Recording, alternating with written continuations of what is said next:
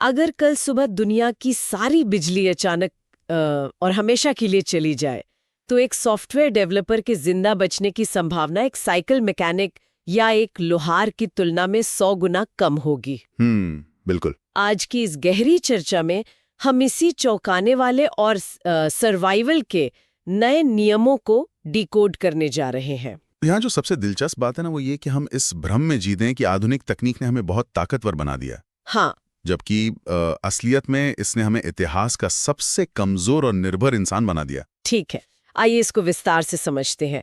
आज हम जिस स्रोत और शोध पर चर्चा कर रहे हैं वो छत्तीसगढ़ के हेमंत जगातियानी जी द्वारा प्रस्तुत किया गया है। सही कहा। उन्होंने एक बहुत ही विस्तृत और विचारोत्तेजक काल्पनिक स्थिति का खाका खींचा है। और देखिए, हमारा मिशन यहाँ कोई कयामत का डर फैलाना नहीं है, बिल्कुल नहीं, बल्कि ये समझना है कि इंसान ऊर्जा स्रोतों पर कितना अधिक निर्भर हो चुका है। अगर हम कुछ 100 साल पीछे जाएं, तो मानव सभ्यता पूरी तरह से प्राकृतिक ऊर्जा पर निर्भर थी, जैसे सूरज की रोशनी, हवा, बहता पानी और लकड़ी। आज की स्थिति ये है कि हम पूरी तरह से एक स्विच, एक ग्रिड के गुलाम बन चुके हैं। अगर हम इसे बड़े परिदृश्य से जोड़कर देखें, तो हेमंत जी का जो विश्लेषण है वो हमारी सभ्यता की चरम भंगुरता यानी एक्सट्रीम फ्रेजिलिटी को उजागर करता है। एक्सट्रीम फ्रेजिलिटी, इसका यहाँ थोड़ा और मतलब समझाएंगे? हाँ, देखिए, चरम भंगुरता का यहाँ सीधा सा मतलब है कि पिछले 50 सालों में इंसानों ने अपनी हर व्यवस्था को लागत और रफ्तार के हिसाब से ऑप्टिमाइज किया है। अच्छा। हमने बैकअप या बफर सिस्टम हटा दिए हैं ताकि काम सस्ता और तेज हो सके। डिजिटल पैसा, केंद्रीकृत पावर ग्रिड, ये सब इसी का हिस्सा है ना? सब कुछ एकदम फास्ट चाहिए हमें। वही तो। इसलिए हमारी व्यवस्थाएं ताश के पत्तों के महल की तरह हैं। एक बुनियादी पत्ता यानी बिजली खिसका और सब कुछ ढहना लगेगा। ये बात वाकई सोचने पर मजबूर करती है। जब बिजली जाती है तो सबसे पहली प्रतिक्रिया क्या होती है? लोग यही सोचते हैं कि ठीक है, जनरेटर चालू कर लेते हैं या इन्वर्टर से काम चला लेंगे।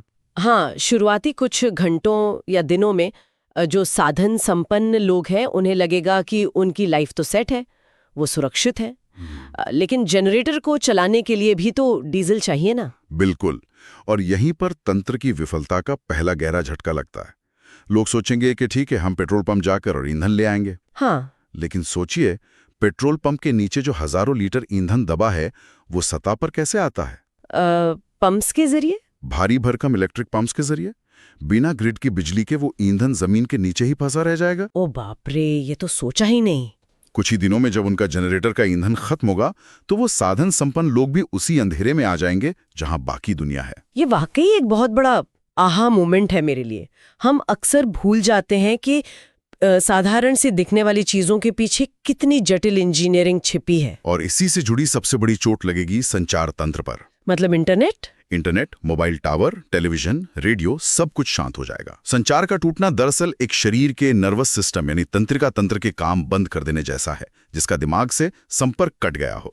यानी हम जो एक ग्लोबल विलेज में रहने का दावा करते हैं वो एक झटके में खत्म। बिल्कुल, बिना बिजली के ये ग्लोबल विलेज तुरंत टूटकर अलग अलग कटे हुए द्वीपों में तब्दील हो जाएगा। तो मतलब कोई न्यूज़ नहीं, कोई सोशल मीडिया अपडेट नहीं, किसी को पता ही नहीं चलेगा कि बाहर चल क्या रहा है। कुछ भी नहीं। और आप तो जानती हैं, जब जानकारी का प्रामाणिक प्रवाह रुक जाता है तो उसकी जगह अफवाहें ले लेती हैं। अफवाहें और डर, है ना? वही, लोगों को पता ही नहीं होगा कि ये संकट सिर्फ उनके मोहल्ले में है, पूरे देश में है या सच में पूरी दुनिया में है। ये अनिश्चितता एक भयंकर मनोवैज्ञानिक डर को जन्म देती है। लेकिन एक मिनट रुकिए, यहाँ मुझे थोड़ी उलझन हो रही है। हाँ, बताइए। क्या इंसान संचार के पुराने तरीकों पर वापस नहीं लौट सकता? मतलब अगर इंटरनेट नहीं है तो कुछ हफ्तों बाद क्या लोग कबूतरों का इस्तेमाल नहीं करने लगेंगे या घोड़ों पर संदेश वाहक नहीं भेजेंगे? इंसान ने सदियों तक ऐसा ही तो किया है। ये एक बहुत ही महत्वपूर्ण सवाल खड़ा करता है। लेकिन इसका जवाब यंत्रिकी और स्केल में छिपा है। स्केल में? हाँ, लोग पुराने तरीके अपनाने की कोशिश जरूर करेंगे, लेकिन आज की दुनिया की 8 अरब की आबादी और हमारी जटिल जरूरतें इन पुराने तरीकों के लिए बहुत बड़ी हैं। अच्छा, मतलब पॉपुलेशन इतनी ज्यादा है। वही ना, आप एक कबूतर से दूसरे गांव में संदेश तो भेज सकते हैं, लेकिन एक नेशनल सप्लाई चेन या ग्लोबल ग्रिड का कोऑर्डिनेशन नहीं कर सकते। ये बात तो है। कुछ ही दिनों में किसी भी देश की राष्ट्रीय पहचान पूरी तरह खत्म हो जाएगी। केंद्र सरकार का प्रांतों से संपर्क टूट जाएगा। एक नागरिक सिर्फ अपने मोहल्ले या अपनी गली तक सीमित रह जाएगा। और अगर हम उसी गली या मोहल्ले की स्थिति को देखें तो वो भी कोई बहुत अच्छी नहीं होगी।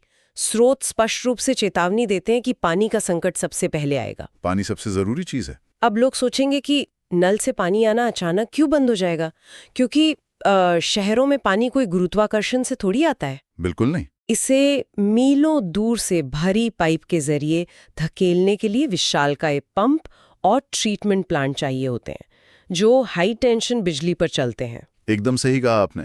नल सूख जाएंगे और जब साफ पानी नहीं मिलेगा तो इंसान की सबसे पहली वृत्ति उसे कोई भी पानी पीने पर मजबूर कर देगी, भले ही वो प्रदूषित नदी हो या रुका हुआ तालाब।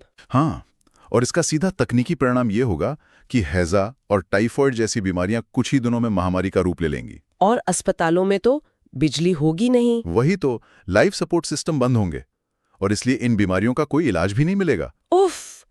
पानी के बाद तुरंत नंबर आएगा भोजन का। मुझे याद है हेमंत जी के शोध में जस्ट इन टाइम लॉजिस्टिक्स का जिक्र है। हाँ, आधुनिक दुनिया में सुपरमार्केट और रेशन की दुकानों में अब महीनों का खाना जमा नहीं होता। वो तो हम देखते ही हैं, सब रोज फ्रेश आता है। वो just in time supply chain पर काम करते हैं। इसका मतलब है कि सॉफ्टवेयर हर पल ये ट्रैक करता है कि क्या बिका और ट्रकों के जरिए हर 48 घंटे में नया सामान पहुंच जाता है। तो जब सर्वर बंद होंगे तो ये पूरी व्यवस्था ठप। पूरी तरह ठप। इसका मतलब है शहरों में सुपरमार्केट पहले 2-3 दिनों के भीतर ही खाली हो जाएंगे या सीधे सीधे लूट लिए जाएंगे। हाँ, लोग डेस्परेट हो जाएंगे और घरों के फ्रिज काम करना बंद कर देंगे, तो सारा जमा किया हुआ खाना सड़ जाएगा। और सबसे बड़ी बात, ट्रकों, ट्रेनों और जहाजों के बना खेतों से शहरों तक खाना पहुंचना यांत्रिक रूप से असंभव हो जाएगा। इसको सोचकर मुझे एक अजीब सी तुलना याद आ रही है।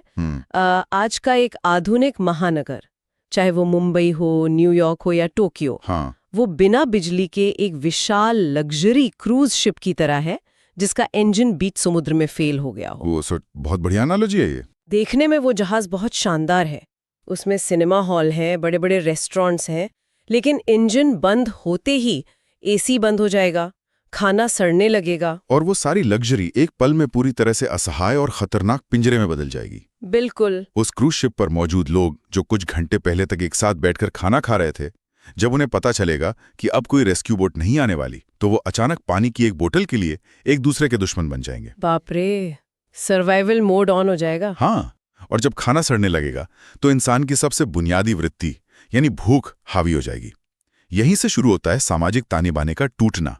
हम भौतिक पतन से मनोवैज्ञानिक और सामाजिक पतन की ओर बढ़ेंगे। यहाँ सबसे दिलचस्प बात यह है कि हेमंत जगत्यानी जी के शोध में इस मनोवैज्ञानिक बदलाव के चरण बहुत स्पष्ट रूप से बताए गए हैं। शुरुआत में एक हनीमून फेज होगा, है ना? बिल्कुल। आपदाओं के शुरुआती ही 1-2 दिनों में इंसान का स्वभाव सहयोग करने का होता है। लोग अपने पड़ोसियों के साथ मिलकर खाना बनाएंगे, एक दूसरे को सांत्वना देंगे कि सब ठीक हो जाएगा। लेकिन ये तब तक है जब तक उन्हें लगता है कि मदद रास्ते में है। जैसे ही 5वां या 6ठा दिन आएगा और संसाधन कम होने लगेंगे, ये सहयोग पूरी तरह से खत्म हो जाएगा। यानी जब तक पेट भरा है तब तक नैतिकता है। ठीक कहा। जैसे ही भूख बढ़ेगी, समाज में हम बनाम वे यानी यू वर्सेस देम की आदिम भावना पनपेगी। लोग अपने ही परिवार या छोटे गुट तक सीमित हो जाएंगे। और जो सबसे दुखादा और क्रूर बात इस शोध में सामने आई है वो ये कि जो लोग शारीरिक रूप से कमजोर हैं, जैसे बहुत बीमार लोग जिन्हें लगातार दवाओं की जरूरत है, या बहुत बुजुर्ग, हाँ, उनका क्या होगा? क्रूज शिप वाले उदाहरण की तरह वहां कोई पुलिस या कानून व्यवस्था बचाने वाला नहीं होगा, क्योंकि अगर हम यांत्रिकी को समझें तो पुलिस का पूरा ढांचा भी तो संचार पर निर्भर है। बिल्कुल। Walkie talkie, command centre, petrol की गाड़ियां, ये सब तकनीक पर टिके हैं। इनके बिना पुलिस वाले थानों में बैठकर क्या करेंगे? वो भी तो आखिर इंसान ही है। अंततः वो भी तो इंसान हैं जिनके घर पर बच्चे भूखे होंगे। इसलिए पुलिस और सुरक्षा बल अपनी वर्दी उतारकर अपने अपने परिवारों की रक्षा के लिए लौट जाएंगे। तो फिर सुरक्षा कौन करेगा आम लोगों की? सुरक्षा पूरी तरह से निजी और स्थानीय हो जाएगी। सेना शायद बहुत महत्वपूर्ण जगहों जैसे सरकारी खजानों या शस्त्रागारों तक सीमित रह जाए, लेकिन सड़कों पर कानून का राज नहीं रहेगा। तो मतलब गुंडे मवाली या गुट बन जाएंगे? मोहल्लों में गुट बन जाएंगे और जिसके पास हथियार और संख्या बल होगा उसी का शासन चलेगा। एक तरह से ये आदिम जंगल राज की वापसी होगी। ये बहुत ही डरावना है।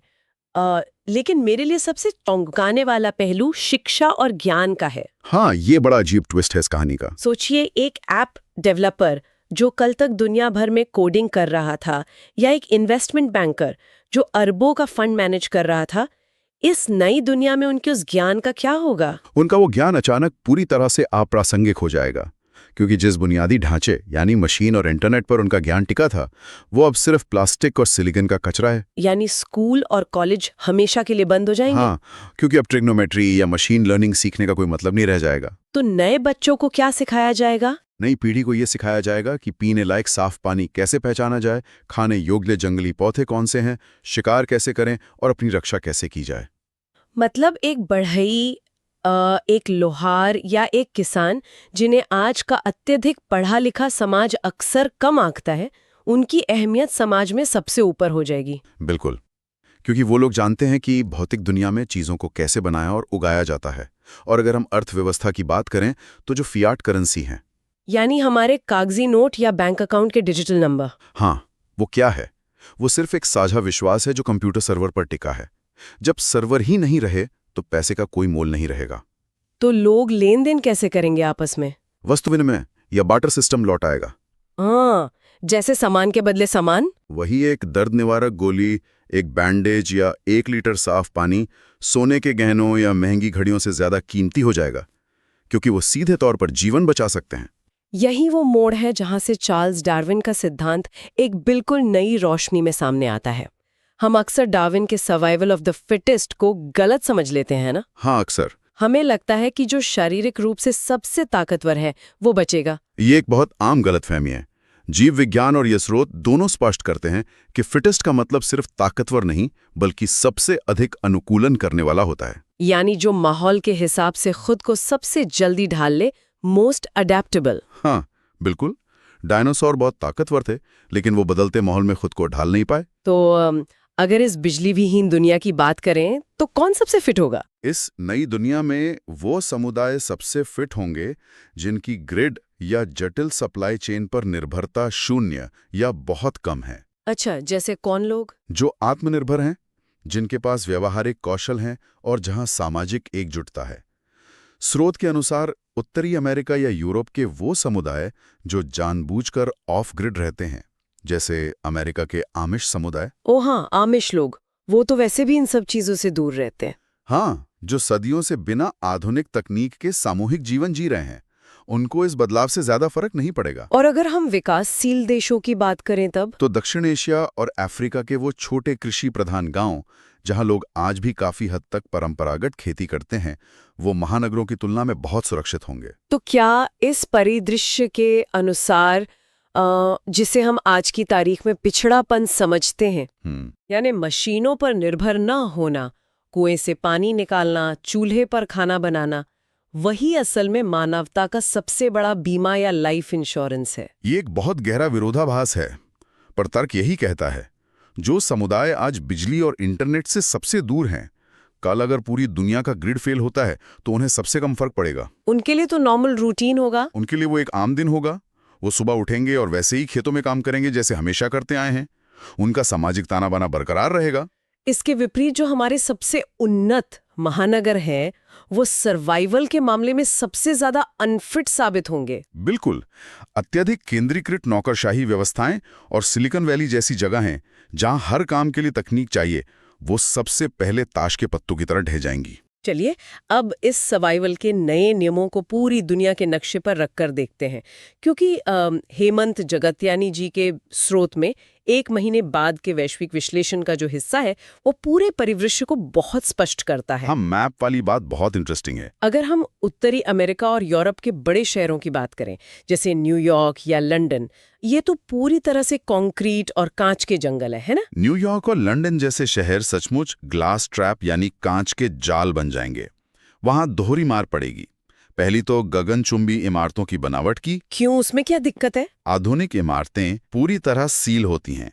बिना इलेक्ट्रिक HVAC सिस्टम के वो गर्मियों में ओवन और सर्दियों में डीप फ्रीजर बन जाती हैं।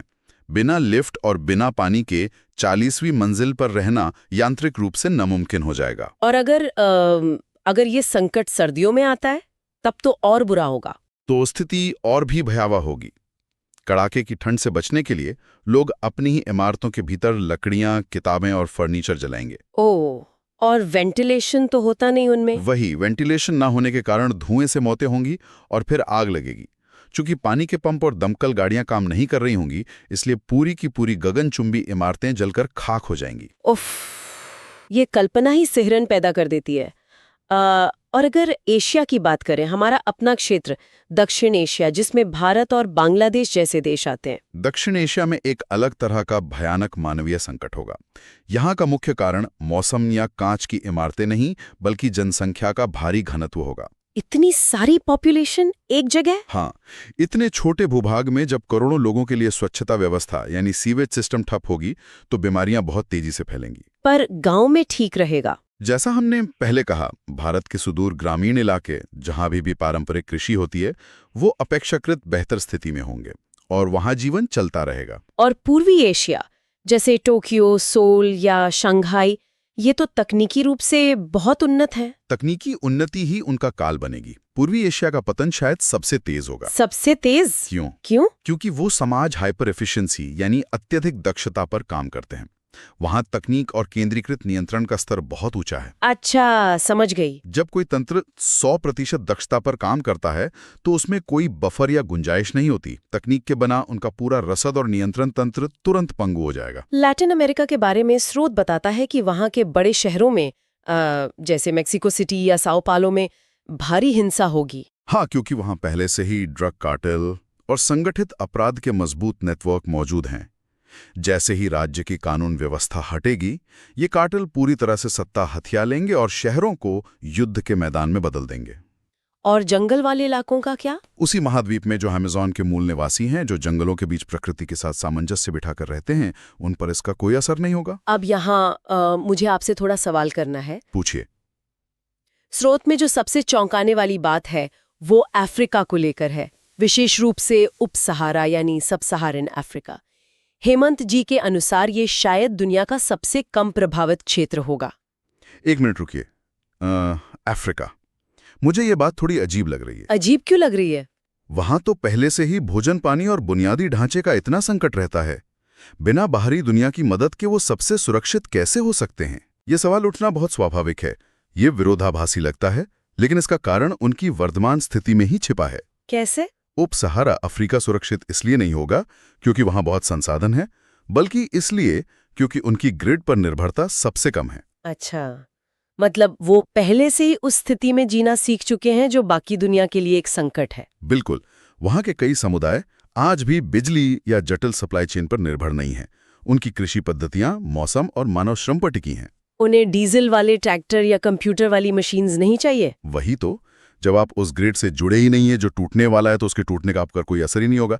इसलिए 1 महीने के इस अंधेरे का उनके दैनिक जीवन पर न्यूयॉर्क या टोक्यो की तुलना में बहुत कम प्रभाव पड़ेगा। तो कुल मिलाकर इसका क्या अर्थ है? हेमंत जगतयानी जी का शोध एक बहुत ही क्रूर लेकिन तार्किक आंकड़ा देता है कि केवल 1 महीने के भीतर दुनिया के 50 से 70% आबादी भूख, बीमारी, मौसम की मार और आपस की हिंसा से खत्म हो सकती है। हाँ, और ये सच में डरावना आंकड़ा है। ये सोचना भी दिमाग सुन कर देता है कि दुनिया के जो सबसे विकसित हिस्से हैं, जिन पर इंसान को आज इतना गर्व है, वो सबसे पहले राख में मिल जाएंगे, जबकि तथाकथित विकासशील, परंपरागत या आदिवासी हिस्से मानवता के बीच को बचाए रखेंगे। और यही हेमंत जी के इस पूरे काल्पनिक परिदृश्य का मूल संदेश है। ये डराने के लिए नहीं